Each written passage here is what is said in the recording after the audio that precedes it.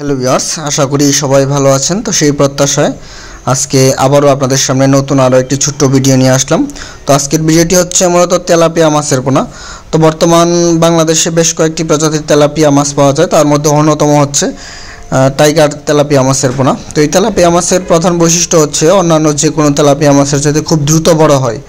মাত্র 3.5 মাস বা সর্বোচ্চ 4 মাস সময়ের মধ্যে এটাকে বিক্রয় করার উপযোগী তৈরি করা যায়।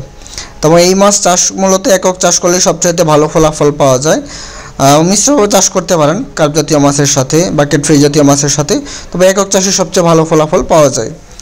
তো এই মাছ চাষের ক্ষেত্রে দেখা যায় প্রতি শতাংশে 250 থেকে 300 পিস পোনা আপনাকে চাষে দিতে হবে এবং প্রতিনিয়ত 2 থেকে 3 বেলা এই মাছকে খাবার দিতে হবে যদি খুব দ্রুত এই মাছকে আপনি বড় করতে চান। তো অনেক খামারি ভাই আছেন যারা দীর্ঘদিন তেলাপিয়া মাছ চাষ করেন, 3 মাস সময় কালচার হলেও কিন্তু বাজারে বিক্রি করার উপযোগী তৈরি করা যায় না।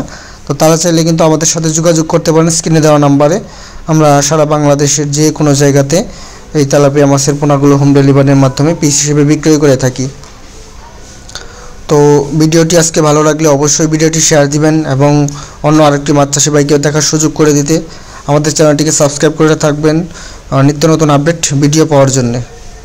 তো আজকে এই পর্যন্তই, কথা হবে নতুন অন্য আরও একটি ভিডিওতে। সবাই ভালো থাকবেন, সুস্থ থাকবেন, ধন্যবাদ।